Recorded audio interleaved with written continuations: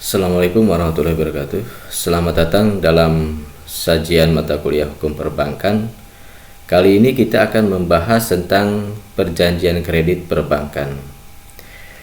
Kredit dalam kegiatan perbankan merupakan kegiatan usaha yang paling utama karena pendapatan terbesar dari usaha bank berasal dari pendapatan kegiatan usaha kredit, yaitu berupa bunga dan provisi. Kita akan memahami tentang perjanjian kredit perbankan. Perjanjian kredit merupakan perjanjian pendahuluan. Dengan demikian, perjanjian ini mendahului perjanjian hutang piutang atau perjanjian pinjam mengganti. Sedangkan perjanjian hutang piutang merupakan pelaksanaan perjanjian pendahulu dan perjanjian kredit. Ada beberapa perbedaan yang lain antara perjanjian kredit dan hutang piutang, yaitu terletak pada sifat perjanjian tersebut. Perjanjian kredit bersifat konsensual, sedangkan perjanjian hutang piutang bersifat real. Perjanjian kredit menurut beberapa ahli, kita ambil dari pendapat R. Subjekti. Subjekti berpendapat bahwa dalam bentuk apapun juga pemberian kredit itu diadakan, dalam semua itu pada hakikatnya yang terjadi adalah suatu perjanjian pinjam-meminjam, sebagaimana diatur dalam Kitab Undang-Undang Hukum Perdata pasal 1754 sampai dengan 1769 Kitab Undang-Undang Hukum Perdata. Menurut Maryam Darus Badul Zaman, bahwa dari rumusan yang terdapat di dalam Undang-Undang Perbankan mengenai perjanjian kredit, dapat disimpulkan bahwa dasar perjanjian kredit adalah perjanjian pinjam-meminjam di dalam Kitab Undang-Undang Hukum Perdata pasal 1754. Yang menjadi objek perjanjian. Perjanjian pinjam-meminjam ini juga mengandung makna yang luas, yaitu terkait dengan objeknya. Objeknya adalah benda-benda yang menghabiskan, termasuk di dalamnya uang. Berdasarkan perjanjian pinjam-meminjam ini, pihak menerima pinjaman menjadi pemilik yang dipinjam, dan kemudian harus dikembalikan dengan jenis yang sama kepada pihak yang meminjamkan. Kredit dalam manajemen dana bank menurut Mohdarsyah Sinungan dalam buku berjudul Manajemen Dana Bank mengatakan bahwa yang dimaksud dengan kredit adalah suatu pemberian prestasi oleh suatu pihak kepada pihak lain, dan prestasi itu akan dikembalikan lagi pada suatu masa tertentu yang akan disertai dengan suatu kontraprestasi berupa bunga. Hubungan hukum kredit. Sebelum kredit diberikan kepada pihak debitur, harus terlebih dahulu ada kesepakatan atau persetujuan antara pihak bank yang bertindak sebagai kreditur dengan pihak debitur. Kesepakatan atau persetujuan yang dimaksud di sini adalah hubungan hukum antara kedua belah pihak yang mengikatkan diri dalam perjanjian kredit yang dibuat para pihak, di mana pihak bank berhak atas prestasi dan pihak debitur berkewajiban memenuhi prestasi. Dua jenis perjanjian. Secara yuridis, ada dua jenis perjanjian atau pengikatan kredit yang digunakan bank dalam memberikan kredit, yaitu satu, perjanjian pengikatan kredit di bawah tangan atau akta di bawah tangan. Yang dimaksud dengan akta perjanjian kredit di bawah tangan adalah perjanjian pemberian kredit oleh bank kepada nasabahnya yang dibuat hanya di antara mereka, antara kreditur dan debitur, tanpa di hadapan notaris. Lazimnya dalam penandatangan akta perjanjian kredit, saksi turut serta membubuhkan tanda tangannya, karena saksi merupakan salah satu alat pembuktian dalam perkara perdata. 2.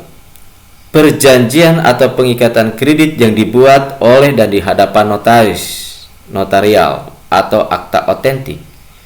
Yang dimaksud dengan akta perjanjian kredit notarial atau otentik adalah perjanjian pemberian kredit oleh bank kepada nasabahnya yang hanya dibuat oleh atau di hadapan notaris.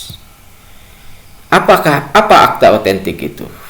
Akta otentik adalah suatu akta undang-undang dibuat oleh atau di hadapan pegawai-pegawai umum yang berkuasa untuk di tempat mana akta itu dibuat. Kekuatan hukum akta perjanjian sebagai pembuktian.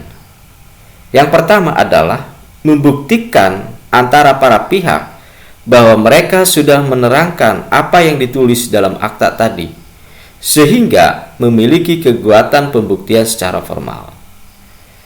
Yang kedua, membuktikan antara pihak yang bersangkutan bahwa sungguh-sungguh peristiwa yang disebutkan di situ telah terjadi, sehingga memiliki kekuatan pembuktian secara material, atau yang kita namakan kekuatan pembuktian mengikat.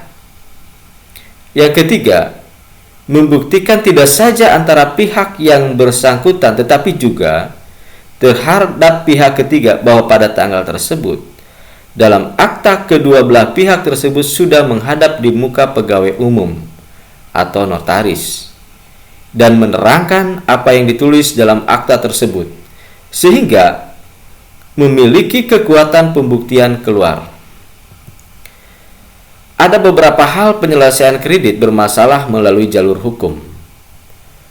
Yang pertama, bahwa penyelesaian kredit bermasalah melalui jalur hukum bisa melalui panitia urusan piutang negara dan badan urusan piutang negara. Yang kedua, melalui badan peradilan. Yang ketiga, melalui arbitrase atau badan alternatif penyelesaian sengketa. Pasal 15 Peraturan Pemerintah Nomor 27 Tahun 1999 tentang Badan Penyihatan Perbankan Nasional. Dalam rangka penyihatan perbankan dan atau pengelola kekayaan yang berbentuk portofolio kredit, Badan Penyihatan Perbankan Nasional dapat melakukan penyertaan modal sementara. Penyertaan modal sementara dilakukan secara langsung atau melalui pengonversian Badan Penyihatan Perbankan Nasional menjadi penyertaan modal. Penyelesaian kredit bermasalah melalui badan peradilan. Dalam hal ini, debitur tidak memenuhi kewajibannya. Setiap debitur dapat mengajukan gugatan untuk memperoleh keputusan pengadilan. Melalui peradilan umum, melakukan gugatan perdata. Juga bisa melalui peradilan niaga, melalui gugatan kepailitan yang diatur di dalam Undang-Undang Nomor 1 Tahun 1998. Menurut ketentuan HIR Pasal 195 yang menyatakan dan selanjutnya atas perintah ketua pengadilan tersebut dilakukanlah penyitaan harta kekayaan debitur untuk kemudian dilelang dengan perantara kantor lelang. Dari hasil pelelangan itu debitur memperoleh pelunasan utangnya. Penyelesaian kredit bermasalah melalui arbitrase. Menurut Siddhartha F. Suryadi, sarjana hukum, pada umumnya, pada bagian akhir perjanjian kredit dapat dicantumkan suatu klausula yang menentukan bahwa apabila timbul sengketa sebagai akibat dari perjanjian tersebut, para pihak akan memilih penyelesaian melalui arbitrase. Pasal 615 Reglement of the Rest Forbearing menetapkan bahwa setiap orang dapat mengadakan persetujuan untuk menyelesaikan sengketa yang akan dapat terjadi melalui arbitrase. Undang-Undang Nomor 30 Tahun 1999 tentang arbitrase dan alternatif penyelesaian sengketa. Pasal 1 angka 1 Undang-Undang Nomor 30 Tahun 1999 yaitu cara penyelesaian suatu sengketa perdata di luar peradilan umum yang didasarkan pada perjanjian arbitrase yang dibuat secara tertulis oleh pihak yang bersengketa. Di dalam perjanjian disebutkan klausula arbitrase atau suatu perjanjian arbitrase tersendiri yang dibuat para pihak setelah timbulnya kredit bermasalah. Terima kasih, mudah-mudahan materi ini bermanfaat.